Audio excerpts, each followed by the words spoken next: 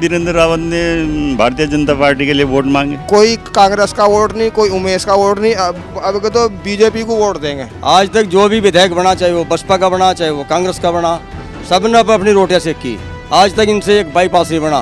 20 गांव परेशान है कि यार ये भी तो आदमी है अकेला, इसको क्यों नहीं पीटा जा रहा है। मंगलौर विधानसभा से वोट मिलेंगे यहाँ से 35,000 अब के बीजेपी को। मुसलमानों को एज ए वोटर यूज किया गया है, एज ए नागरिक नहीं। जो शहजाद जो विधायक जी हैं वो उनके जो अल्फाज हैं डूबने वाले, वे खुद डूबते फिरो भाई, हम क्यों डूबते फिरेंगे। ना तो हमने मौलाना से कुछ लेकर खा रखा, ना शहजाद से कुछ लेकर खा रखा, ना ही कुछ काजी से लेकर खा रखा। नमस्कार दोस्तों, मैं गुरमीत सैन और आप देख रहे हैं द न्यूज़ वाला नेटवर्क। आपको बता दूं, चुनावी दौर चल रहा है और लोकसभा चुनाव 19 तारीख को होना है। तो उसी क्रम में हर पार्टी या उसमें निर्दलीय उम्मीदवार हो, सभी गांव-गांव जा रहे हैं और गांव-गांव जाकर वोट की मांग कर रहे हैं। उसी संदर्भ में भारतीय जनता पार्टी की यहाँ पर बैठक चल रही है, जो आप मेरे पीछे देख पा रहे हैं। ये जो बैठक चल रही है, ये है मंगलौर विधानसभा के टांडा भनेड़ा गांव में, जहाँ पर आप देख सकते हैं, जो कि मेरे को नज़र भी आ रहा है कि यहाँ पर मुस्लिम वर्ग के लोग ज़्यादा है, क्योंकि यहाँ पर जो प्रत्याशी त्रिवेंद्र रावत जी है, उनके बड़े भाई वीरेंद्र रावत जी यहाँ पर आए हुए हैं। और देखते हैं हम आखिर वो लोगों से क्या बातचीत करते हैं, क्या उनके प्रोस्पेक्टिव है, क्या लोगों को बताना चाह रहे हैं और लोग यहाँ के उनको कितना समर्थन करेंगे। मैं आपको बता दूं, भारतीय जनता पार्टी से प्रत्याशी त्रिवेंद्र रावत जी और उन्हीं के बड़े भाई वीरेंद्र रावत जी यहाँ पर मंगलौर विधानसभा में मौजूद हैं। हम उनसे बातचीत करेंगे। सबसे पहले मैं आपसे यही पूछना चाहूँगा कि आप वीरेंद्र और एक कांग्रेस पार्टी में जो हरिद्वार से प्रत्याशी वो भी वीरेंद्र रावत, तो क्या कहना चाहेंगे। वीरेंद्र नाम के पता नहीं कितने लोग हैं इस दुनिया में और कितने चुनाव लड़ रहे हैं, उसके बारे में तो कुछ कहा नहीं जा सकता। हरीश रावत जी ने झबरेड़ा में बोला था कि एक वीरेंद्र झबरेड़ा में और एक वीरेंद्र हरिद्वार में, तो मिलकर अगर काम करेंगे तो और भी अच्छा होगा। तो एक काम मिलकर किया जा सकता है। और आप लोग पत्रकार लोग हैं, ये कह सकते हैं वीरेंद्र रावत ने भारतीय जनता पार्टी के लिए वोट मांगे। मांग ही रहा हूँ। तो आप नाम ना लें कौन से वीरेंद्र रावत ने, खाली वीरेंद्र रावत कहते हैं तभी काम चलेगा। नहीं, हम तो दिखा रहे हैं अपनी उसमें दिखा रहे हैं आपको कि भाई आपका इंट्रो भी पहले दे चुके हैं। एक बात और, आपने बोला कि हम पहले इधर नहीं आ रहे थे भारतीय जनता पार्टी के लोग, क्योंकि उनको पता है कि वोट ही नहीं मिलना, ऐसा आपने बोला अभी। तो ऐसी अवधारणा क्यों बनी हुई थी भारतीय जनता पार्टी में कि आ रहे हैं तो वोट ही नहीं मिलना है। अगर आप शुरू से देखो 1947 से आज तक हिंदू को और मुसलमान को लड़वाया गया है और मुसलमानों को एज ए वोटर यूज किया गया है, एज ए नागरिक नहीं। बहुत मामलों में उनको छूट दी, लेकिन छूट देने से उनका ये नहीं था, छूट देने से उनका ये था कि हमारी वोट बढ़ेंगी। ये मकसद नहीं था कि राष्ट्र मजबूत होगा। और धीरे धीरे क्या हुआ, धीरे धीरे बीजेपी के कुछ लोगों ने आना शुरू, कुछ मुस्लिम समाज के कुछ लोग, जब मेरे ख्याल से सिकंदर बख्त अकेले आदमी थे पहले जो जनसंघ से जुड़े थे, उसके बाद तो आते रहे लोग, लेकिन सिकंदर बख्त अकेले थे। फिर कुछ लोगों के दिमाग में आया होगा कि यार ये भी तो आदमी है अकेला, इसको क्यों नहीं पीटा जा रहा है।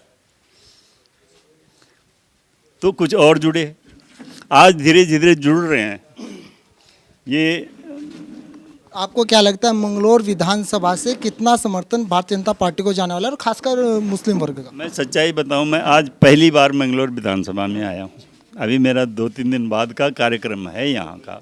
मैंने घूमना है, मंगलौर नारसन वगैरह में घूमना है, तब मैं आंकलन ले सकता हूँ कि मुझे कितना वोट मिल रहा है। चलिए, इनके साथ राव काले खां जी भी है, मैं इनसे भी बात करूंगा। मैं आपसे ये पूछना चाहूँगा कि मैं जैसे कि देख पा रहा हूँ कि आप जगह जगह बैठकें करवा रहे हो और मुस्लिम वर्ग पर ज़्यादा फोकस आप कर रहे हो। इसका कारण क्या, आपने अभी भी इस बैठक में जो बात की है सिर्फ मुस्लिम वर्ग की है। क्या भारतीय जनता पार्टी मुस्लिम वर्ग की वोट से ही जीतने वाली है। नहीं, मैं मुस्लिम वर्ग की बात नहीं कर रहा हूँ, मैं सब वर्ग की बात कर रहा हूँ। मैं ये कहना चाहता हूँ कि आज तक कांग्रेस पार्टी ने मुसलमानों को वोट के रूप में इस्तेमाल किया और इनके दिलों में ऐसी दहशत बैठा दी कि भारतीय जनता पार्टी की सरकार आएगी तो तुम्हें गाँव से देश से बाहर निकाल देगी, तुम्हें मार देगी, तुम्हें उजाड़ देगी। सब पार्टियों ने यही काम करा, चाहे वो बसपा हो, चाहे वो समाजवादी हो, चाहे वो कांग्रेस हो, ऑटो के रूप में इस्तेमाल करा। ऐसा बिल्कुल नहीं है। कोई नहीं, 10 साल हो गए केंद्र में सरकार माननीय मोदी जी को, वही योजनाएं हिंदू भाइयों की है, वही योजनाएं मुसलमान भाइयों की है, कोई फेरबदल नहीं है। आप जिस विधानसभा में खड़े हो मंगलौर में, यहाँ पर बसपा ने लगभग 32,000 वोट यहाँ से प्राप्त किए थे और जीत भी हासिल की थी। और उसी परिप्रेक्ष्य में जो कि लक्सर से मोहम्मद शहजाद जी विधायक है, वो बल्कि अभी बात बोले कि अगर मुसलमान वर्ग वोट मौलाना को नहीं करते तो डूबकर मर जाए, ऐसा उन्होंने अपने उसमें स्टेटमेंट में बोला है। तो वो भी किसी बेस पर बोल रहे हैं। और यहाँ पर आपको पता है कि बसपा की वोट विधानसभा में ज़्यादा निकली है। अब आपने पूरी समस्या सुनी यहाँ जनता की, ये जन सैलाब यहाँ उमड़ा, आप देखो इसकी समस्या सुनी। आज तक जो भी विधायक बना, चाहे वो बसपा का बना, चाहे वो कांग्रेस का बना, सब ने अपनी रोटियाँ सेक की। आज तक इनसे एक बाईपास नहीं बना। 20 गांव परेशान है, तमाम जनता यहाँ की परेशान है। इसलिए सबको इन्होंने अजमाइश कर लिया, सब देख लिया, कांग्रेस बसपा सपा, अब का सब जनता भारतीय जनता पार्टी को वोट देगी। लेकिन जो इनकी समस्या है, आपको पता है, इससे पूर्व में सांसद यहाँ पर निशंक जी भारतीय जनता पार्टी से थे, 10 साल रह चुके हैं। पूर्व मुख्यमंत्री त्रिवेंद्र रावत जी भी रह चुके हैं, तो तब भी तो उनका निवारण हो सकता था, इसी चुनाव में क्यों? इन लोगों ने उनके सामने कोई समस्या रखी नहीं होने की, नहीं तब तक हो जाता वो आए नहीं। जनता कह रही कि मैं यहाँ से, यहाँ कोई आया नहीं, और आए भी था किसी ने कोई समस्या अपनी नहीं रखी, नहीं तो ये तब भी हो जाता। अब होगा। एक लास्ट सवाल मेरा आपसे, 2014 में यहाँ पर 26,000 वोट मंगलौर विधानसभा से भारतीय जनता पार्टी को पड़ा, फिर 2019 में 24,000 वोट पड़ा, वोट का जो स्तर घटा, तो 2024 में क्या रखते हैं आप उम्मीद? अब के सब रिकॉर्ड टूटेंगे, भारतीय जनता पार्टी के सबसे ज़्यादा वोट पड़ेगा, और अब की बार 400 पार। अब का कोई इसमें बीच में रुकावट नहीं, तमाम मुसलमान का जन सैलाब भारतीय जनता पार्टी से जुड़ा हुआ। चलिए, धन्यवाद। हम यहाँ के स्थानीय लोगों से भी बातचीत करेंगे। मैं आपसे पूछना चाहूँगा, जो मंगलौर विधानसभा में टांडा भनेड़ा गांव में प्रोग्राम है, इसका मोटिव क्या है? यहाँ पर जो आज का मीटिंग का उद्देश्य है, वोट मांगने के लिए आए थे। हमारे राव साहब आए थे, काले खाजी, उन्होंने फ़ोन किया था कि हमारे यहाँ टांडा बनेडा में एक मीटिंग का आयोजन करना है, नुक्कड़ बैठक का। तो उनके फ़ोन पर कहने से यहाँ आप देखो कितना जन सैलाब इकट्ठा हुआ है। और इस जन सैलाब से ये प्रतीत होता है कि सब लोग जो अब की बार 400 पार के नारे से प्रेरित होकर और सबको समानता का जो अधिकार मिल रहा है, और समानता का, उसके साथ साथ जो किसी प्रकार का कोई भेदभाव नहीं देखा जा रहा है, उस संबंध में सब प्रेरित होकर भारतीय जनता पार्टी के साथ कंधे से कंधा मिलाकर खड़े हुए हैं। सिर्फ 400 पार का नारा ही ये इससे प्रेरित होना जरूरी है, या फिर हरिद्वार के कुछ विकास के मुद्दे भी है, वो भी कुछ मुद्दे होंगे ना, उनसे प्रेरित होकर वोट होगा? नहीं, जो वैसे जो हरिद्वार के मुद्दे होंगे कठिनाई वाले, और या वैसे वाले होंगे जो जन समस्या वाले, उन पर विचार किया जाएगा, उन्हें पूरा किया जाएगा। क्या मुद्दे हैं यहाँ के स्थानीय मुद्दे? बस एक तो सबसे अहम तो यही है, ये अच्छा भाई, ये जो बाईपास का है, अब उसमें जो है ना, इसमें जनता बेचारी जो है ना, वो व्यापारी ज़्यादा हैं, इसी रेड़ा लगा रखे हैं। अगर उसी से करना खाना उसी में हो, और उसकी वजह से भीड़ रहे भाई। तो ये बाईपास की समस्या पहले कभी सोल्व नहीं हुई है? 2 बार निशंक जी रहे यहाँ MP, कोई नहीं आज तक आए भी नहीं इधर को, आज तक नहीं आए, ये पहली बार आए हैं। ये हमारे समधी साहब राव काले खां जी, इनकी वजह से ही यहाँ राव बिरादरी का वोट BJP पे जाएगा। जो आप कह रहे हैं निशंक जी यहाँ पे आए नहीं कभी भी, भारतीय जनता पार्टी के वो MP थे, लेकिन ये भी भारतीय जनता पार्टी से आए हैं, तो क्या लगता है आपको? ये ऐसा भी तो हो सकता है जीतने के बाद? नहीं, आए तो हैं, हमें अपने समधी पे पूरा भरोसा है कि कलम के जोर से उनसे काम करवा के देंगे। हमारा प्रत्याशी पर कितना भरोसा है त्रिवेंद्र रावत जी पर? जितना अपने समधी जी पे भरोसा है, इतना ही उन पे है, पूरा भरोसा है, जितना उन पे है इतना ही उन पे है। कितना वोट मिलने वाला है यहाँ से मंगलौर विधानसभा से वोट मिलेंगे यहाँ से 35,000 अब के BJP को।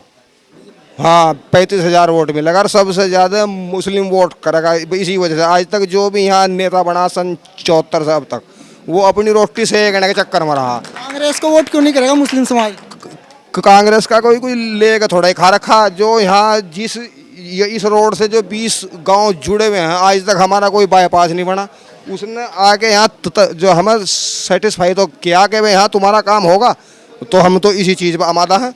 आके एक आदमी ने यहाँ आके कहा भाई तुम्हारा काम होगा, तो हम सेटिस्फाई हैं। और जो 10 साल से आया ही नहीं आज तक, तो उसका क्या यकीन किया क्या जाए? पूछना चाहूँगा आपसे कि हम सुनते भी है, कहीं ग्राउंड में रहते हैं सुन लेते हैं, पार्टियों से भी सुन लेते हैं कि मुस्लिम वोट तो कांग्रेस पर ही पड़ेगा चाहे कुछ हो जाए, तो इसके बारे में क्या? ये तो अफवाह है, ये तो अफवाह है।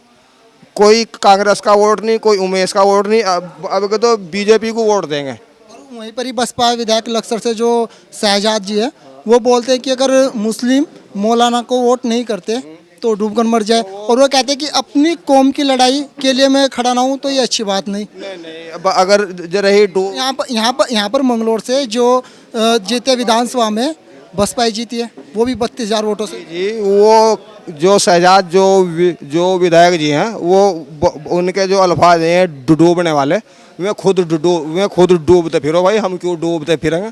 ना तो हमने मौलाना से कुछ लेकर खा रखा, ना शहजाद से कुछ लेकर खा रखा, ना ही कुछ काजी से लेकर खा रखा।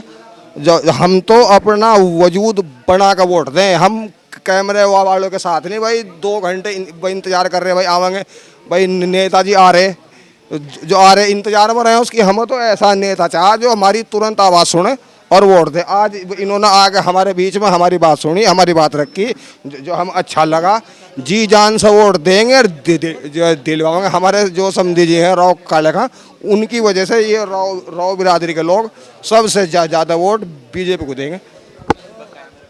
लोकसभा चुनाव से जुड़ी हर खबर हम आपको दिखाते रहेंगे द न्यूज़ वाला नेटवर्क पर। आप बने रहिए हमारे साथ। बहुत बहुत धन्यवाद, बहुत बहुत शुक्रिया आपका।